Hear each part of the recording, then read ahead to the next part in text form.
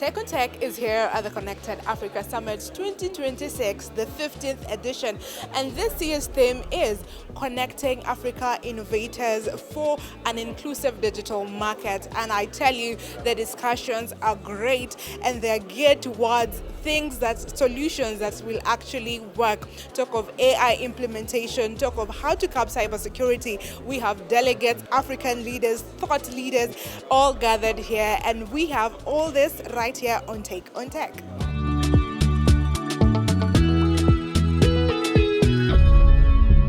Africa's digital revolution is no longer a vision for the future. It is unfolding now, rapidly reshaping economies, governance, communication, and innovation across the continent. And at the center of that transformation was the Connected Africa Summit 2026, a gathering that brought together leaders, innovators, policymakers, and technology experts from across Africa and beyond to chart a path forward toward a unified digital economy.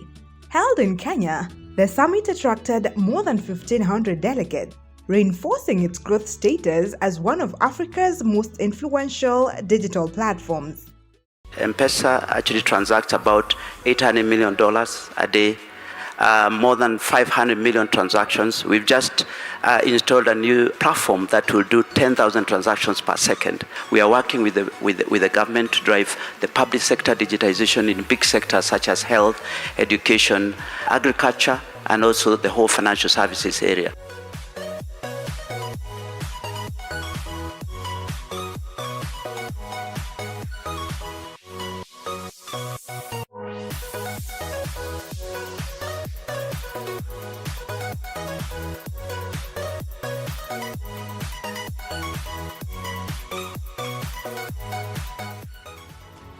As we gather here at the Connected Africa Summit, the question is no longer whether we can transform tourism through technology. It is how we scale these efforts across the continent. Indeed, the future of tourism here in Kenya is digital. Your Excellencies, we came to Nairobi with many plans, but we are leaving Nairobi with a clear promise, and there is that one promise. Our promise is to act as a continent.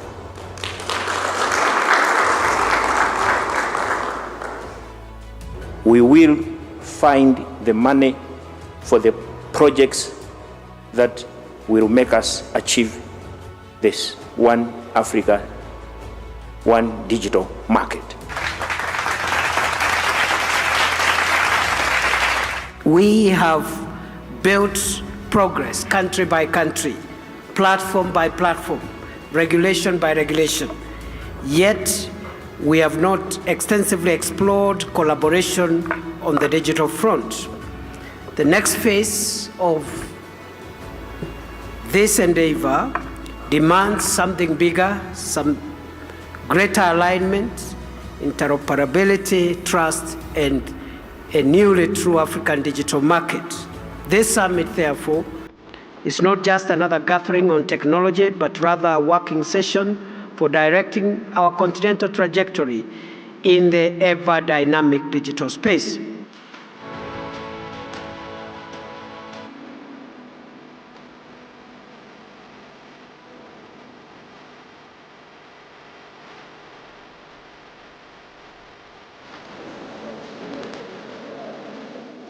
Yesterday, we had a very engaging session. We had an opportunity to go with the ministers and the delegation to visit one of the flagship projects of our government, the Affordable Housing Project, Mukuru, where we were able to present the future of urbanization of the African continent. We were able to show with our partners, Safaricom, how digitally ready housing can be prepared. We were able also to work with our technology partners, including Huawei, to demonstrate how IT technologies can be used in education through the school which is there at Mukuru Kwa Njenga. Thank you. This is what digital transformation looks like right here. Because digital literacy is no longer optional, it is the foundation of tomorrow's workforce. A connected community is only as strong as its next generation. Later on, we visited one of the manufacturing facilities in Kenya, actually two of them. We visited near Fiber, who are already manufacturing fiber for use in Kenya and exporting to over 13 countries. We were able to visit also East African Device Assembly Center, which is already manufacturing devices, and it generated a lot of conversation with the leadership of the continent, and some of the issues our ministers will help to drive to the next level. Later on, we visited Concert Technopolis, where we saw the potential of the continent in urbanization, Science and Technology Park through the Kenya Advanced Institute of Science and Technology, and how manufacturing can be even done at a larger scale, and that generated further conversations.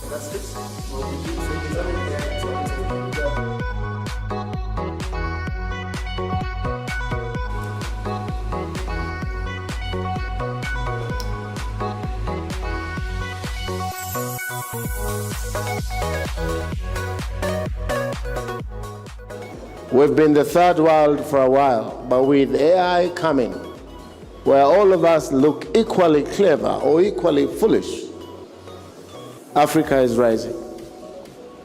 I keep saying we must be on the table and not on the menu. So Africa is on the table in the world today. Africa does not need anyone's pity. Just give us our space. Let's be connected. Let's do our business. Let this be one digital economy of the connected Africa. Yes, you had a round of applause for Nexagard Kenya, proud winners of the DPI category. Future of family planning from South Sudan. A proud moment indeed for South Sudan right there. Fantastic. The winner is Scale from South Africa. A big congratulations to Scale South Africa. Overall winner, Agri-Tech and Food Systems, is Agri-AI from the Central African Republic. Congratulations.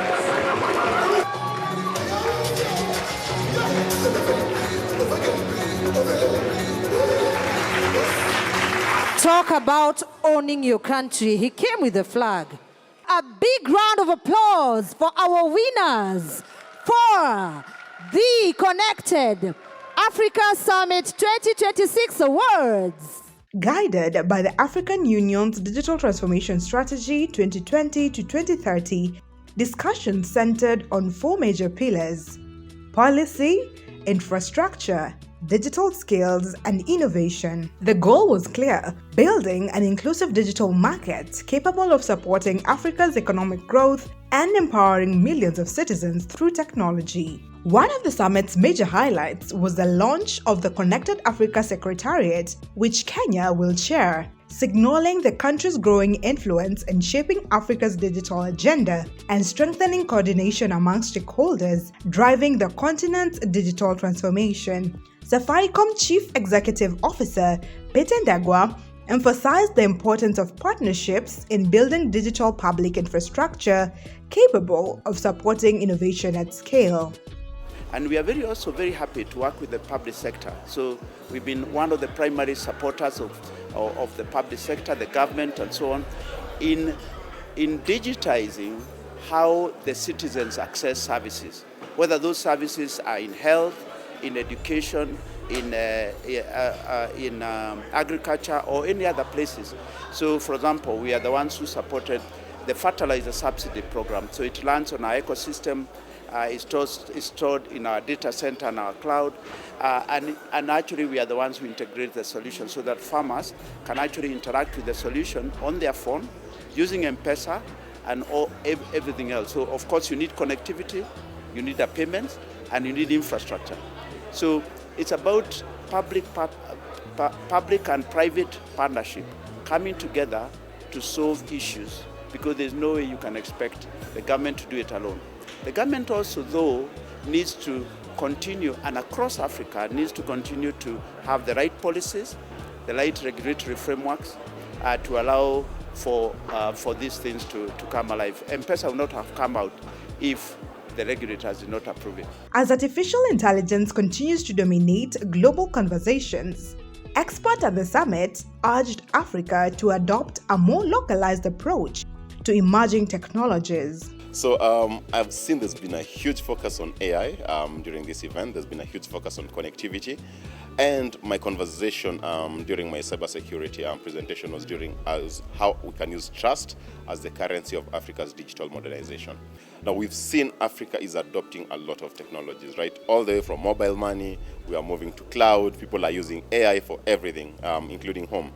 But do we know where our data is, right? When you upload your data to AI, we know AI is ephemeral, it never forgets. Do you know how safe your data is? So that's how we talk about trust, right? Trust becomes the currency in that you need to trust the systems you're using, that they keep your data safe. You need to trust the people that are using this data. You need to trust the applications. And lastly, the LLMs that are running these AI solutions. So that's where we come back to zero trust, right? And we keep telling people zero trust is a journey. It's not a destination you get to. You'll not get one product to give you zero trust. It's more about how you, develop your applications. It's how you use your applications, how you connect to new systems. Every time someone makes an access request, that has to be verified. Every time you have a new application, that has to be verified. Now with AI, we have a lot of LLMs, right? All these new LLMs, do you verify them as an organization before using them? Do you verify the data that they give you, has full integrity, does not compromise safety and security standards, does not introduce things like harassment and hate speech, or even malicious code. So with all that in mind, we find that the simplest way to start, moving into zero trust with this new domain where you have remote users, you have cloud applications, you have AI applications, things like mobile money, is always zero trust. With that, what we say is that the user has to always trust the entity they are operating with, the application, and the vendor. So everybody has a part to play. For the government, they have to create the regulations that support the industry. For the private sector, we can team up with the government, we can introduce threat intelligence, we can support with other cases that has been done. But then for the individual, you have to remember that your data is always your responsibility. You have the most to lose when your data is lost, right? So it starts with the individual. You have to be cyber aware. You have to adopt proper cybersecurity hygiene.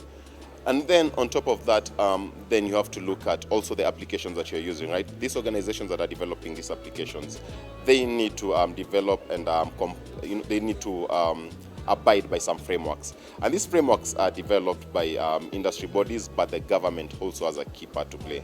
So I believe this is a job for everyone. Everybody needs to look at how to secure themselves, but it starts with you, the individual. As Africa accelerates its digital transformation journey, the conversation is increasingly moving beyond access and infrastructure to another growing concern, the spread of misinformation in the digital age. With Kenya edging closer to another electioneering period, misinformation and disinformation are once again becoming major concerns online. From viral social media posts to politically charged narratives, digital platforms are increasingly becoming battlegrounds for propaganda, manipulated content, and half-truths.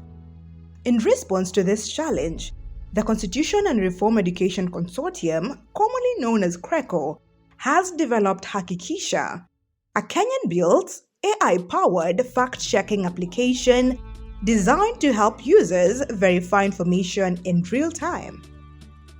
The platform combines artificial intelligence with human oversight to provide fast, accurate, and contextualized verification of information.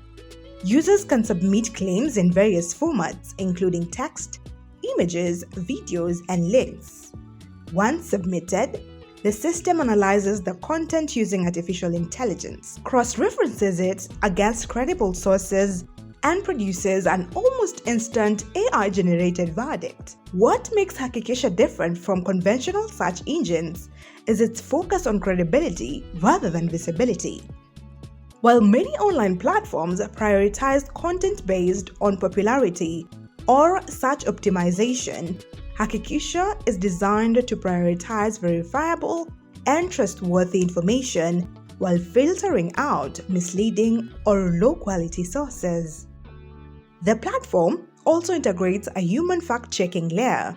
After the AI generates its initial assessment, trained fact-checkers review the claim to provide a final human verdict, adding context, nuance, and a deeper analysis where necessary.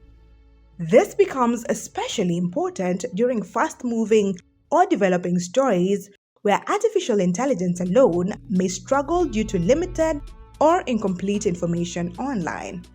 According to Creco officials, the timing of the application is critical as digital users increasingly experience what experts describe as information fatigue, where the sheer volume of conflicting narratives make it difficult for citizens to distinguish truth from falsehood. Beyond verification, Hakikisha is also designed to encourage digital hygiene by prompting users to question, verify, and critically evaluate the information they consume online.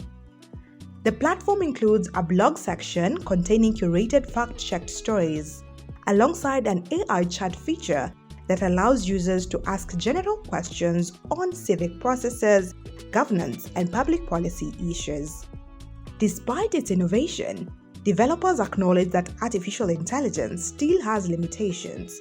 Emerging stories that lack sufficient online documentation can sometimes produce incomplete or inaccurate AI responses. However, the integration of human oversight is intended to strengthen accountability and improve overall accuracy. On matters of privacy, Creco maintains that user data is not sold or used to train AI systems.